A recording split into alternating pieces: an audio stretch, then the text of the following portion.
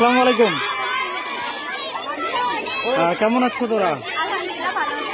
আজকে আসলে আমি স্কুলে আসার পর দেখতে পেলাম তোরা সকল স্টুডেন্ট ছাত্র ছাত্রী যারা আছে সবাই মিলায় এখানে কিসের জন্য আন্দোলন আছে। আন্দোলনটা কিসের ছিল আজকে?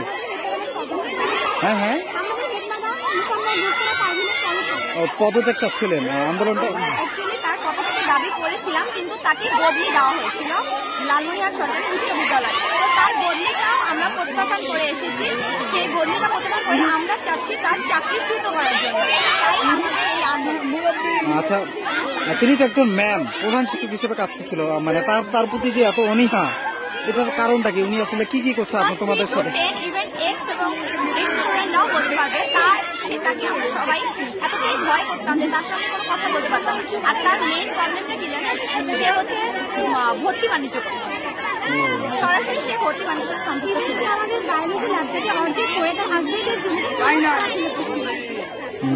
আচ্ছা, শুনলাম তার ভিতরে অনেক অভিযোগ আছে যেগুলো বলা না বলা অনেকের মনেই আছে, সবাই জেনে গেছে। তাই মানে এখন তোমাদের প্রত্যাশা কি, চাওয়াটা কি, সেটা জানতে চাচ্ছি। শুধু পদত্যাগটা নাকি তার বিরুদ্ধে যথাযথ বিচার, বিচারের আওতায় হবে, চাকরিচ্যুত করতে হবে, প্লাস বিচারের আওতায় আনতে হবে, এটা তোমাদের দাবি। আচ্ছা, তবে কতটুকু পেয়েছো এই যে আন্দোলন কয়েকদিন থেকে করছো, আজকে যে এত আন্দোলন? 90% দাবি পূরণ হয়ে গেছে। 100% প্রত্যাহার করা হয়েছে।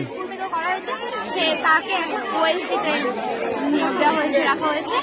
তার বিরুদ্ধে 10 দিনের তদন্ত কমিটির কার্য দিবস চালানো হবে। আর